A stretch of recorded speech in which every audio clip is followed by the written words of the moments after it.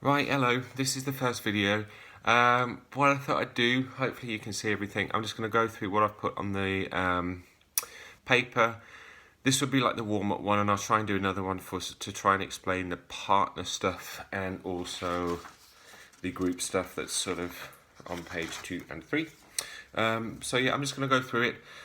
Obviously make this sort of really milk it a bit, make it last as long as you want, and you know it will change depending on what music's playing. There's no music playing with this, so you just have to pretend.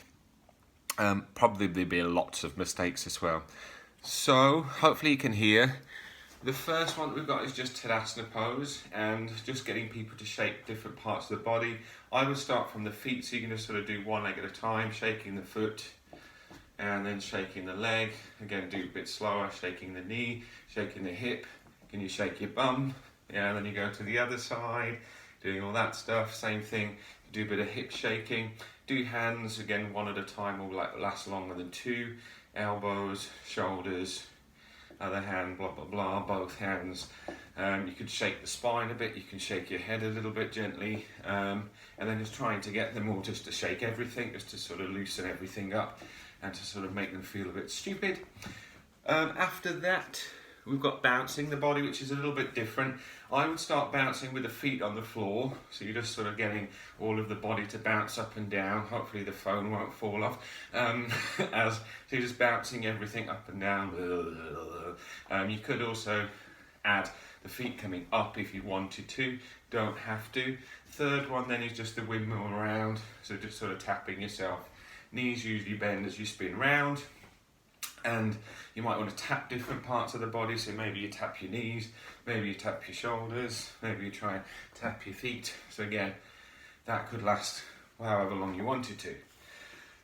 Blah, blah, blah. That's that. What have we got then? Foot prep I've got. So again, very, very simple. We just do some heel raises to start with. Can't probably see my feet, so I'm going to go back a bit.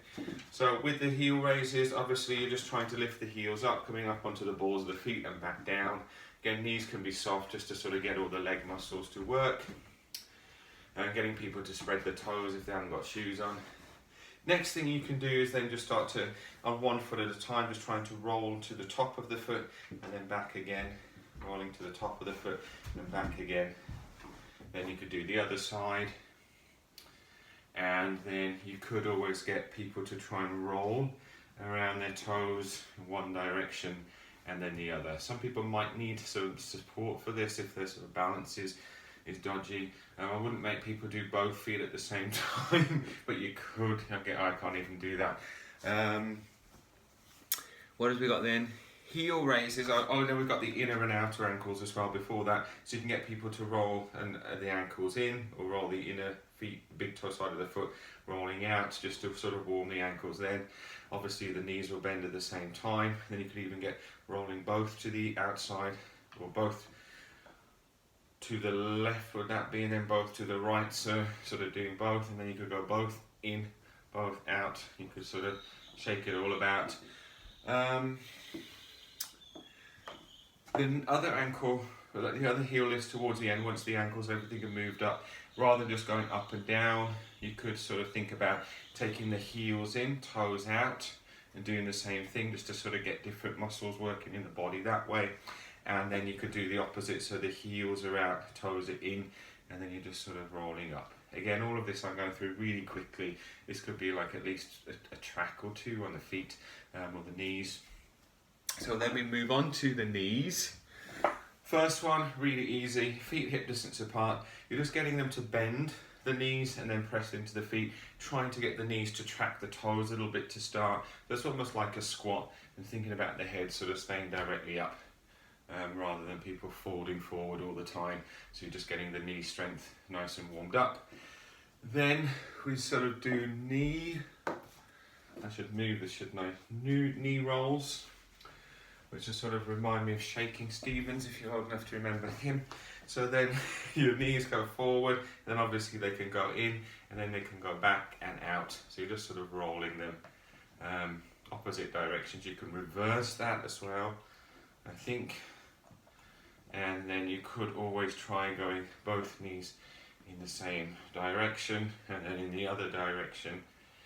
And then you can do exactly the same thing, which works different muscles with your knees together, and just try and the inner edge of the feet together, and trying to do sort of knee circles in that way as well.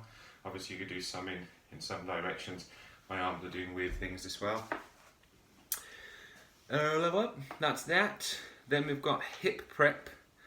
So hip prep is easy. Again, just encourage people just to be comfortable where their feet are, with the knees soft to stop locking the knees. And then the first one is just swaying your hips side to side. Again, you don't have to use the arms, but just getting that side to side swaying action. And then after that, forwards and backwards, so kind of like the pelvic thrusts. And then the other one, we would just be hip circles. Yeah, and again, you could sort of play around with saying, now we're going to do, 4 side to side, and then 4 forward and back. Obviously that's 2, and then 4 circles, and then 4 in the other direction. And you could play around, sort of adding up making up your own routines for that. The other one that I put here is just sort of getting into the hip joint. So you're standing on one leg again. For some people, they might struggle with balance.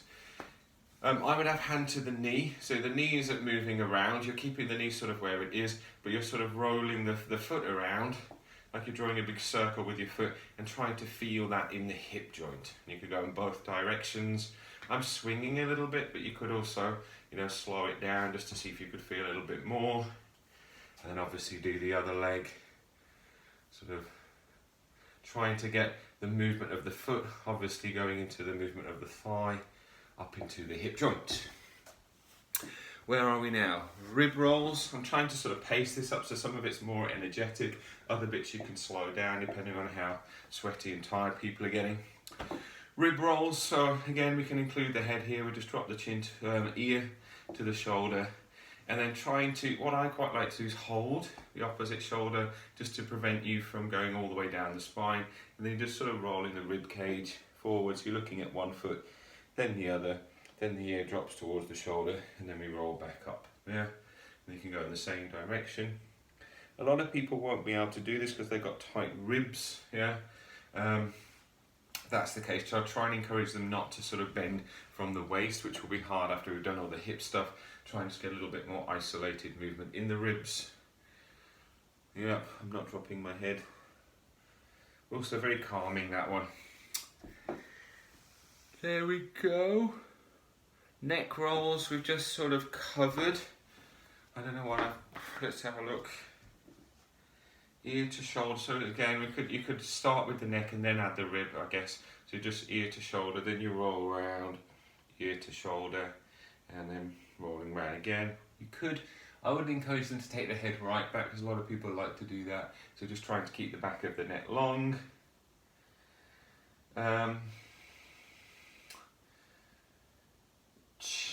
The Egyptian, Egyptian chicken. What's sometimes quite fun, I'll do that from the side, is you can get people to sort of jut the chin forward and then pull it back. You might have a track like the Egyptian. Why are you doing that? Just chin in, chin back, just getting a different movement of the neck. Jaw circles are good fun as well, so you can sort of go, get people to circle with the jaw, like a cow chewing grass, both directions. And then if it's not too weird, you could get people to sort of loosen up the tongue, and sort of tongue could go up and down. I can't speak while I'm doing that, and round in circles, and maybe combine that with the jaw movement and the head movement, and then all sorts of weirdness comes in. Spinal rolls we've done a lot of in class, but again a really good way to warm the spine up. So chin goes down towards the chest. Again, you could play a slower track for this, and just getting people knees to soft, just feeling all the sensations in the spine as they roll down, and then pressing down through the feet as we roll back up. And then you could also do side ones, so you could do one down and then one to the side, so you could get right ear to go to right shoulder, and then you're sort of bending the knees again and rolling the hands forward towards the right foot, feeling all the sort of sensations in the left side of the spine, and pressing into the left foot. Draw your belly in a little bit to roll all the way back up. I wouldn't do those too fast, yeah, but as they get sort of used to it, it could become sort of like a little sequence of rolling down and then rolling back up and then just trying to find a little bit more fluidity and experimenting of how they're moving. Okay, so then we've got the spine waves, which are sort of quite interesting to think about how we sort of roll through the spine, a little bit like that caterpillar movement. To do that, I sort of think about giving them cue points. So try and get your forehead to move forward, then your nose, then your chin, then your throat, then your chest, then your ribs, then your belly, then your hips, then your thighs, then your knees, and then you go back to forehead, nose, chin, chest, ribs, belly, hips, thighs. And what you're trying to get once you've gone through it a bit slowly is to try and get, let me do forehead, nose, chin, ribs, is to try and get more of like a fluid type roll through the spine. You can also do that backwards. It's hard to do with a piece of paper in your hand. So you can sort of bring your knees, then your thighs, then your hips, then your belly, then your ribs, then your throat, then your chin, then your head, and then rolling back through and just sort of feeling those rolling actions in the spine, almost like a wave. Yeah. All of this is just trying to get people to experiment really with all of what their movement is. So then you can explore all of those movements. So you can think about what have we done already. We've sort of done your toe raises. We've done sort of rolling of the ribs. We've done sort of weird things with the hip and the leg. We've done sort of in, out with the hands. We can get people to sort of roll down, coming up, roll to the side, and just thinking about all those different ways in which we could move all at the same time. Just getting people to be a bit more experimental. I missed something. No, that's coming up next. Okay, so then we've got the row the boat spiral half salutation. Yeah, so then we just start to get a little bit more dynamic. So rowing the boat again, feet hip distance apart, don't worry about sort of like Tadasana in yoga. I sort of imagine that you've got an oar in your hand and you're just sort of rowing to one side and then to the other. So you're just sort of getting a sort of figure of 8 going here in the arms. Yeah, you could do a couple to one side. Nice for like a little hula music or something. And then what I tend to do then is add sort of almost like a half salutation movement. So then if you sort of row to one side, I'm going to go slowly then you interlace the fingers and push the palms down. Again, you're bending the knees, head can drop. Then it's almost like you're coming into chair pose, so then the arms will go out and then that will take you to the other side. When you row to the other side, interlace the fingers, press down, and then you're pressing all the way back up again, and then you can go to that side, yeah? So I'll do that a couple of times. So then we're swinging to the left, interlace the fingers, press down, coming up, and then arms down and swing to the right. You can play with that again, so sort of have a play at home. You might just sort of make stuff up on the spot. So you might sort of want to row to the right, row to the left, then row to the right, and then take it into the sort of rounding movement. You could also sort of get some of those spiral rolls down, spiral rolls back up, and then row to the left, row to the right, row to the left again, bend knees, press down, rise up, yeah, add something else, a spiral, a rib roll. I'm just sort of playing around. Arm figure of 8. This is a good one. It starts to get to fun. So imagine that you're holding a tray. Then I'll go slow. Like I said last time, but then I went fast. When you're holding the tray, you pull the elbow back. The fingertips rotate in towards you, and then you're taking the arm back behind you and pressing that tray up towards the ceiling. You're trying not to spill anything off the tray. Yeah, so you can get them to do that a few times. A bit like breakdancing. When they've got that action, you can then, once it's out, take it out to the side, to the palm still sort of facing up, shoulders a bit by the ear, and then you take the arm overhead and then pull the elbow back behind you and you're back to holding the tray, and then you go elbow back, fingers in, rolling out, and then up and over, palm faces down, and then elbow back. And what you find is once you get that movement, it's kind of like another figure of eight. Yeah, so we know the body loves to work in spirals.